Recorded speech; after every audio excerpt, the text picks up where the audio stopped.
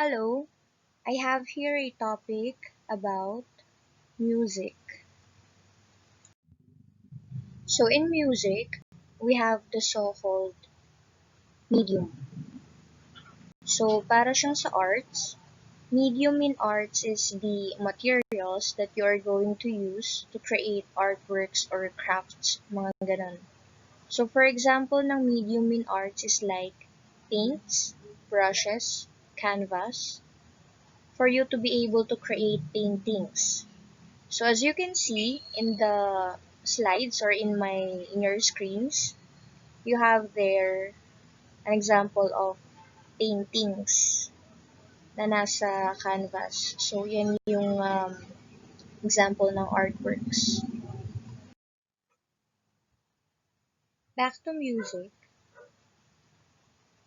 Medium is the voice and the instruments to create sounds.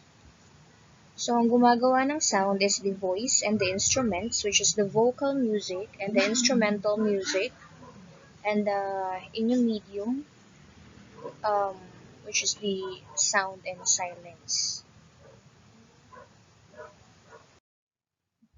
So, here in vocal music, we have the so-called singular sound, that is a cappella, and combination of speech for more singers. So, it is with instruments or without instruments. For classifications of voice, we have your first female voice type, 1 soprano highest, 2 mezzo-soprano middle range, 3rd contralto lowest. And for the male voice type, 1 tenor highest, 2 baritone middle range, 3rd bass lowest male voice. Let's go to instrumental music. So we have here hornbostel sax or the sax hornbostel. So we are very much familiar to this. It is the classification of musical instruments devised by Erich Moritz von Hornbostel and Kurt Sax, which is the hornbostel sax system or the classification of musical instruments. So ito na, the classification of instruments, idiophones, membranophones, chordophones, and aerophones. First in the list is idiophones. So yung sound nito, nakikreate o nagagawa dahil din sa mismong material yan, yung instrument. So, produce a sound by the vibrations of the actual instrument itself. So, mostly metal, yan yung mga bakal, kahoy, bato, yung mga matitigas, woods. So, these instruments can be struck. So, in-strike or pinapalo, hinahampas. Also, gumagawa ng friction, nirarubbed. Also, sinishake and pinaplucked or kinakalabit. Okay? So, belongs to the percussion family. So, later on, we are going to discuss or tackle some o yung parang kalahi nitong idiophones.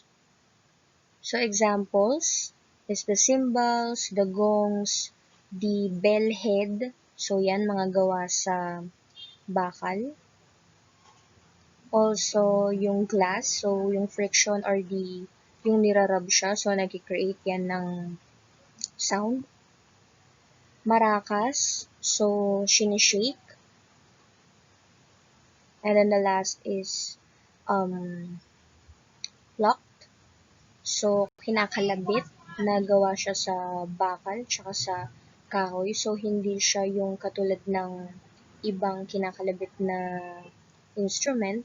So, ito gawa siya sa kahoy tsaka sa bakal. Next, membranophones. So, yung sound nito is yung vibration or yung pagkakahatak, gaano kaluwag o kahigpit yung pinaka-membrane or the skin which is the balat ng hayop, animal skin, or the plastics, or even tela. So, stretched skin, so yung vibration niya, yun yung nagpo-produce ng sound.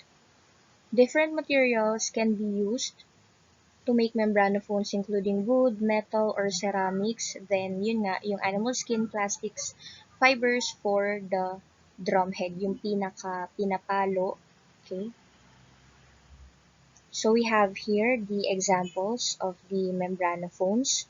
So, balat ng hayop. The second picture is the snare drum. So, plastic. So, yung parang belt or yung parang ring is nagkakause siya ng vibration. And then, the last picture is yung tambol tuwing caroling sa Pasko. So, tela na nilagyan ng rubber bands. So, gawa yun sa nakalagay sa lata. So, third, chordophones. Ito yung tinatawag na stringed instruments family. So, nylon, yan yung mga like silk. So, part of the stringed family. So, produces sound by the vibrating of the strings. To make the sound, so pinapluck or kinakalabit, strummed, yung parang kinakaskas, bow, so gumagamit ng para siyang yung sa bow and arrow. This is done by a pick. So yung pick usually kapag strummed and even pluck, so yung bow nga or the player's hand. So gumagamit nga ng bow o yung parang kahoy na pang kaskas. So acoustic guitar.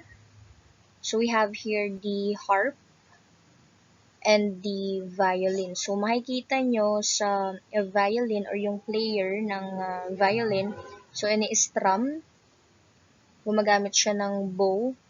And then yung second picture, yung woman is pinapluck niya yung harp.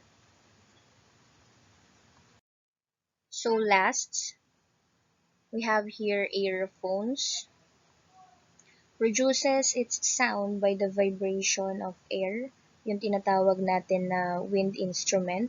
So, kapag binlow siya, so yung circulation or yung vibration ng hangin sa loob, yun yung nagkukos ng sound. So, meron siyang dalawang klase.